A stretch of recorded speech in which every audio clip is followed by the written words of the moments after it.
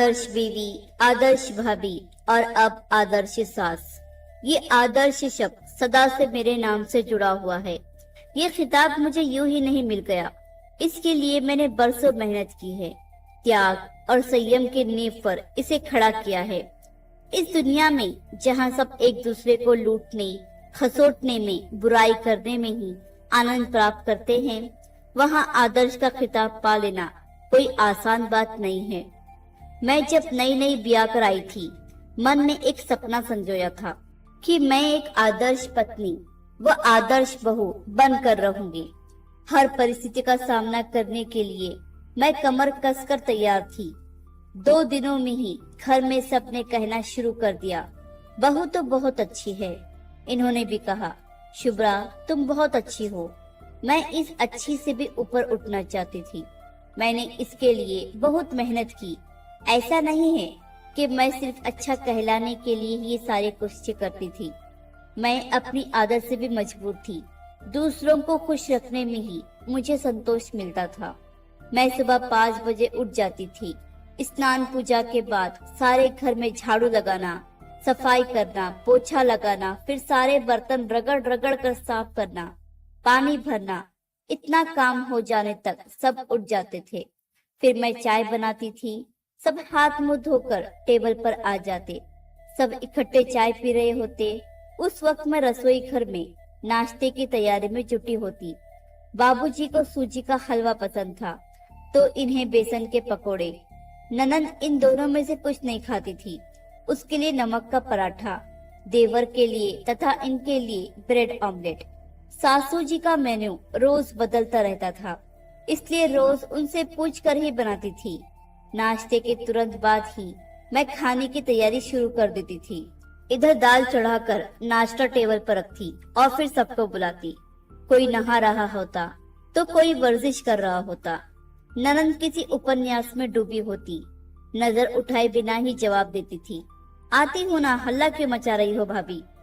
सासू जी नहा धोकर पूजा कर रही होती। मैं सबको आने के लिए कहकर रसोई में वापस आ जाती। आंच से दाल उतारकर सब्जी चढ़ाती, फिर दौड़कर अपने बेडरूम में आती। इनके ऑफिस के कपड़े निकालती, पैंट, शर्ट, रुमाल, जूते, मोजे, तौलिया, साबुन सब यथास्थान रखती। फिर जल्दी से इनका टिफिन तैयार करती। तब तक सब नाश्ते के लिए आ जाते। सब खुश होकर नाश्ता करते और मेरी तारीफ करते। ससुर जी कहते, बहू तुम बहुत ही लाजवाब हलवा बनाती हो। सासू जी कहती, बेचारी सुबह से ही काम में लग जाती है। ननंद, देवर और खुद ये भी मेरी तारीफ किए बिना नहीं रहते। धीरे धीरे मेरे नाम से अच्छी के स्थान पर आदर्श शब्द जुड़ गया। ये नाम मुझसे छीन न लिया जाए, इसलिए मैं सबकी बहुत सेवा करती, सबको खुश रखती। मगर इस भाग दौड़ में मैं बुरी तरह से थक जाती थी। इनके ऑफिस चली जाने के बाद सासू जी सत्संग में चली जाती, ससुर जी अपने दोस्तों से मिलने और ननंद तथा देवर कॉलेज में। मैं घर में अकेली रह जाती। फिर कपड़ों का घाट लगता। घर भर के कपड़े धोती। फिर दोपहर को सबको गरम गरम खाना। शाम को फिर वही चाय से लेकर रात के खाने तक का सिलसिला। रात को जब बिस्तर पर जाती तो थक कर चूर हो जाती थी। पैरों के तलवे दुख रहे होते थे। तब ये मुझसे कहते, शुभ्रा तुम सचमुच महान हो। घर के सारे काम तुमने अपने ऊपर ले लिए हैं। माँ और पिताजी तुमसे इतने खुश हैं कि तुम्हारा गुणगान गाते नहीं थकते। सच, मैंने सपने में भी नहीं सोचा था कि मुझे तुम्हारे जैसी पत्नी मिलेगी। मेरी सारी थकान दूर हो जाती। फिर मेरे पैर भारी हो गए तो भी मैं सब कुछ करती रही। सब वैसे ही चलता रहा। फिर मेरा पहला बेटा हुआ आशीष, प्यारा सा, नन्हा सा। उसे पाकर मुझे जैसे जन्नत मिल गई। इस बीच मेरा स्वास्थ्य गिरता चला गया। अपना ध्यान रखने का वक्त ही कहा था मेरे पास। फिर 1.5 साल के बाद वैभव हुआ, फिर श्रुति और फिर अनिल। शादी के बाद कितने अरमान थे, कितने सपने देखा करती थी मैं। इनके साथ कश्मीर घूम रही हूँ।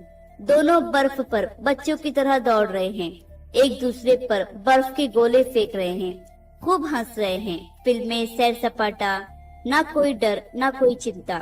पर वो सब कहाँ। सपनों का नर्म बिछोना यथार्थ के कठोर धरातल पर बिछा हुआ था।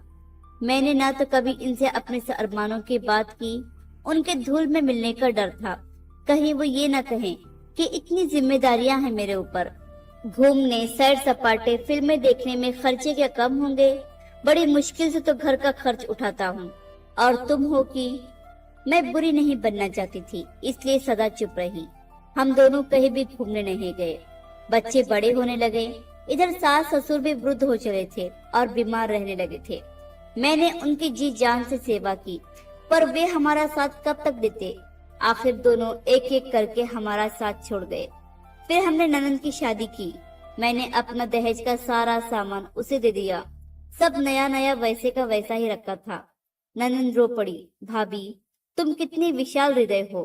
देवर को पढ़ाया, लिखाया, लायक बनाया, फिर उसकी भी शादी की। अचला आई मेरी देवरानी बनकर। मैं उम्र में उससे बहुत बड़ी थी। वो मेरी बहुत इज्जत करती थी। मैंने सोचा था शायद अब मुझे थोड़ी राहत मिलेगी, पर ये क्या। उस दिन जैसे ही अचला ने रसोई में आकर सब्जी काटने के लिए चाकू उठाया, देवर जी पीछे पीछे आए और उसका हाथ पकड़कर खींचते हुए उसे बाहर ले जाने लगे और बोले, तुम्हें खाना बनाने की कोई जरूरत नहीं है। भाभी जैसा खाना तो कोई बना ही नहीं सकता।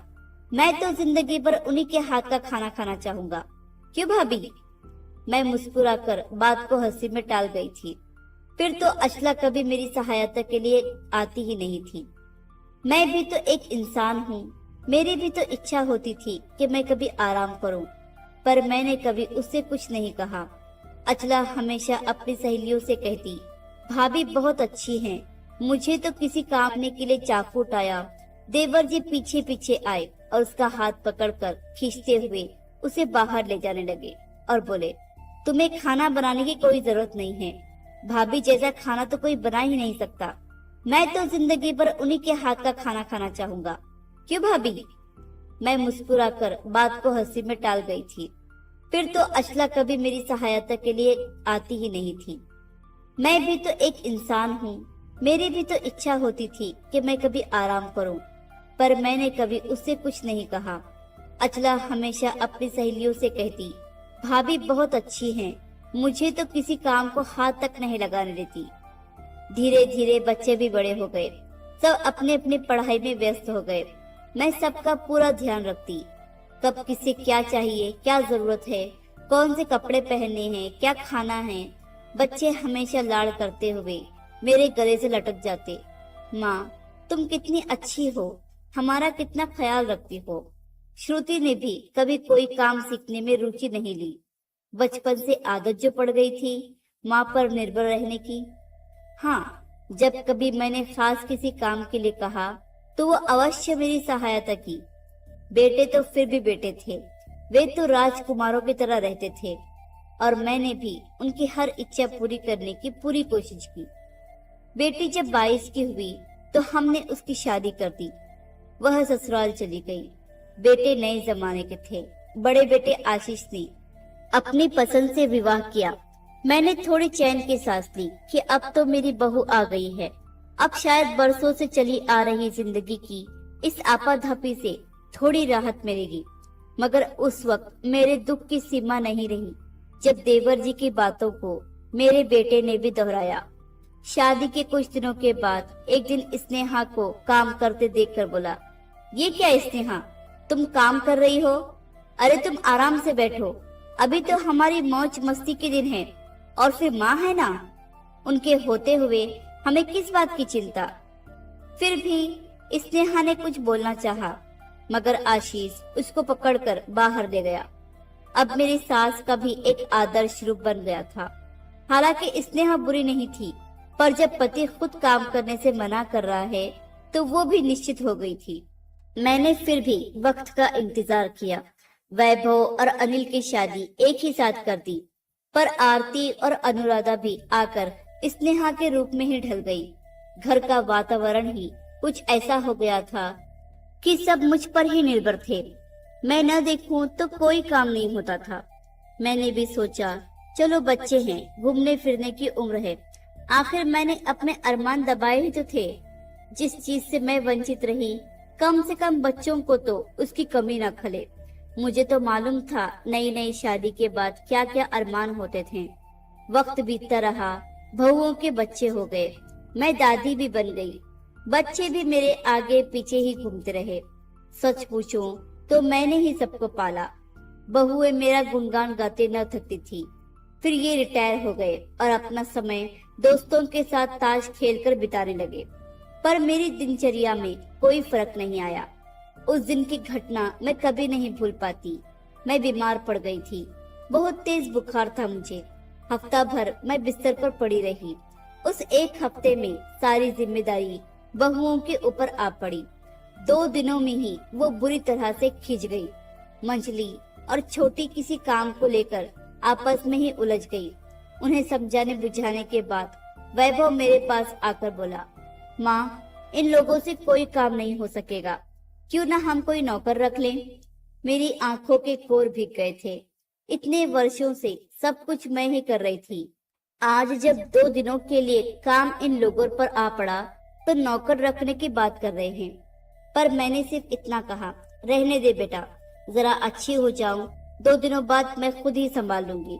और 2 दिनों के बाद फिर सब कुछ पहले जैसा हो गया था। अचानक एक दिन सुबह बैठे बैठे ही मेरी जीभ लड़खड़ाने लगी। बोलती कुछ थी, निकलता कुछ था। मैं खुद हैरान थी कि ये क्या हो रहा है। शाम होते होते मेरा पूरा बायां हिस्सा सुन्न हो गया। डॉक्टर को बुलाया गया। सब जांच करने पर पता चला कि मुझे लकवा मार गया है। सारे घर में एक सन्नाटा सा छा गया। मैंने मुस्कुराकर कहा, क्या बात है, सबने मुंह क्यों लटका रखा है? ईश्वर ने चाहा तो जल्दी ठीक हो जाऊंगी। पर मजबूरी वश मैंने बिस्तर पकड़ लिया। अपना काम करने के लायक भी न रही। तीनों बहुओं के मुंह उतर गए थे। कुछ दिनों तक तो सबने खूब सेवा की। फिर धीरे धीरे सब अपनी दिनचर्या पर उतर आए। मैं सुबह से 12 बजे तक भूखी प्यासी लेटी रहती। किसी को भी मेरी फिक्र नहीं रहती। घर में एक तनाव सा आ गया है। तीनों बहुओं पर परस्पर प्रेम प्रदर्शन अब लड़ाई झगड़े में बदल गया है। आखिर पत्नियों की तकरार से तंग आकर तीनों बेटे अलग हो गए। मेरी हालत देखकर तीनों मेरे जीते जी ही संपत्ति का बंटवारा करना चाहते हैं। सीधे मुंह कोई कह नहीं पाता, पर उनकी बातों से मुझे सब समझ में आ जाता है। बेटी भी आई मुझे देखने, पर वो तो पराई घरवाली है, कितने दिन रहती। आशीष चाहता है कि मैं वैभव के पास रहूं और वैभव चाहता है कि अनिल के पास रहूं। इन्हें भी अपना वक्त बिताना अच्छी तरह आता है। वो रात को अक्सर पूछते हैं, शुभ्रा, कोई तकलीफ हो तो बता देना। शारीरिक तकलीफ तो मैं सह सकती हूँ, पर मुझे इस रोग ने जिंदगी की यथार्थ से वाकिफ करा के जो मानसिक अशांति दी है, वो मेरी सहन शक्ति से बाहर है। आज मुझे ये महसूस हो रहा है कि इस आदर्श शब्द से मैं बरसों छली गई हूँ। मेरे अच्छे होने का फायदा घर के एक एक सदस्य ने उठाया है। मैं मूर्ख मरीचिका सी आदर्श के पीछे भागती रही और सबने मेरी इस कमजोरी का फायदा उठाया। जीवन में हमेशा दूसरों के लिए जिया और आज जब जीवन के कगार पर खड़ी हूँ तो सारे चेहरे मुझे अजनबी लग रहे हैं। क्या मेरे तीनों बेटे, बहुए, पोते, पोतिया, बेटी, देवर, देवरानी, ये सब मिलकर मुझ अकेली का बोझ नहीं उठा सकते? हर बेटा चाहता है कि माँ को दूसरा बेटा ले जाए। बेटी ससुराल की दुहाई देकर चली गई। ये भी मेरे पास बैठकर अपना वक्त बर्बाद नहीं करना चाहते। कितना मतलबी है ये इंसान, सिर्फ अपने सुख देखता है।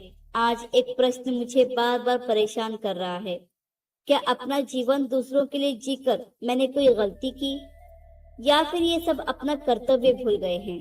आशा करती हूँ प्यारे दोस्तों, ये कहानी आपको पसंद आई होगी। आपको यह कहानी कैसी लगी हमें कमेंट करके जरूर बताइए, या आपका कोई और फीडबैक है